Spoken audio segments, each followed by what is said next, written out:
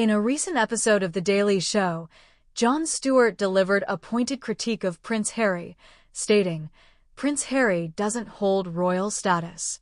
This remark, though delivered in Stewart's characteristic satirical style, underscores a broader conversation about the relevance and recognition of royal titles beyond their traditional domains.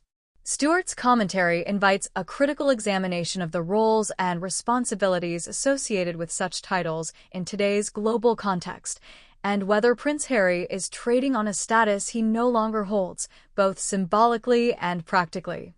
Historically, royal titles have been symbols of divine right, lineage, and governance within their respective realms.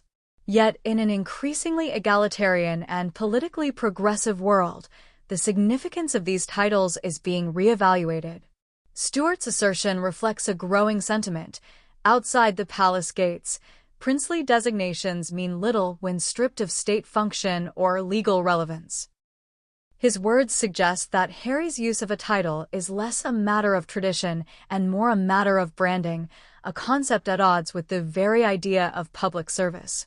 Prince Harry's very public exit from royal duties in 2020 was framed as a move toward personal freedom and mental wellness. However, the continuing use of titles, engagements under royal branding, and billion-dollar media contracts paint a conflicting picture. Stewart's critique opens a window into the idea that Harry wants the prestige of royalty without the obligations that come with it, a position that has drawn increasing criticism.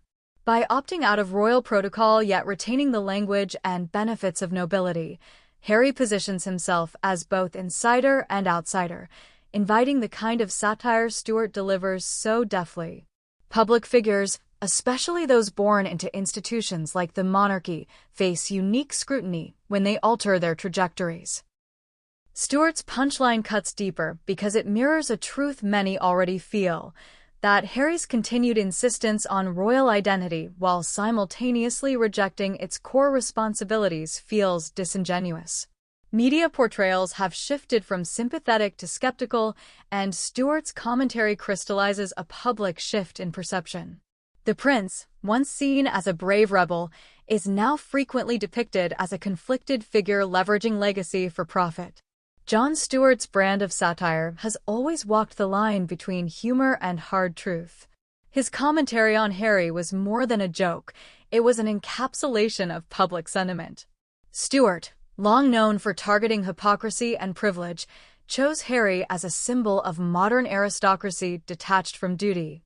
In doing so, he reminded viewers that noble titles alone do not grant credibility in today's discourse, especially when public behavior contradicts the essence of service those titles imply.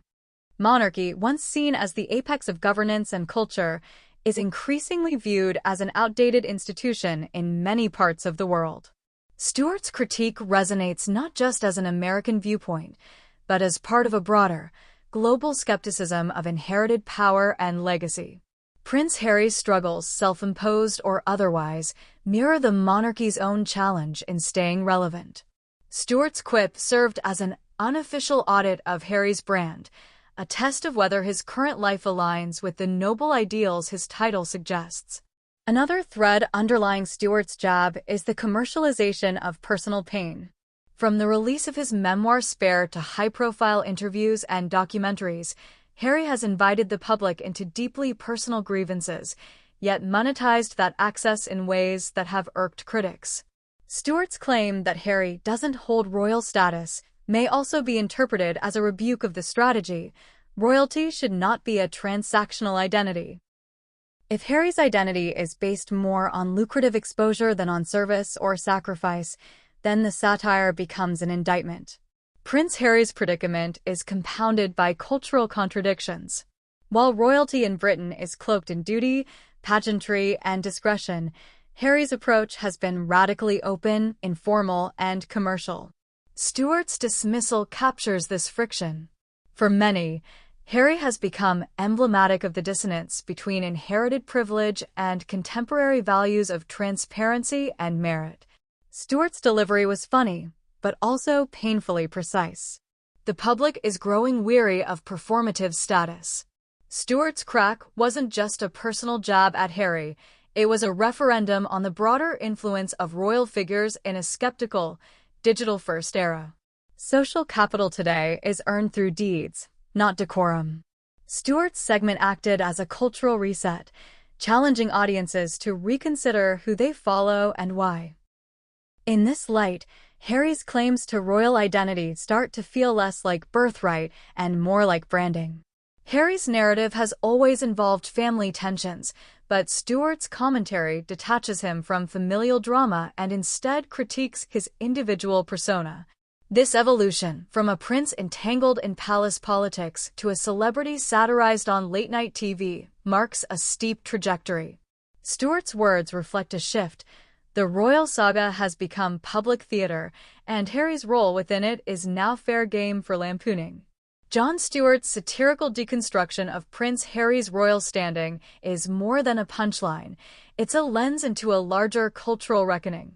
In a world increasingly driven by authenticity and contribution, inherited titles mean less than ever before. Stewart forced his audience to confront a hard truth: prestige without purpose is parody. If Prince Harry wishes to maintain relevance and respect, he must redefine himself not through what he was born into, but through what he builds. Until then, voices like Stewart's will continue to challenge the illusion.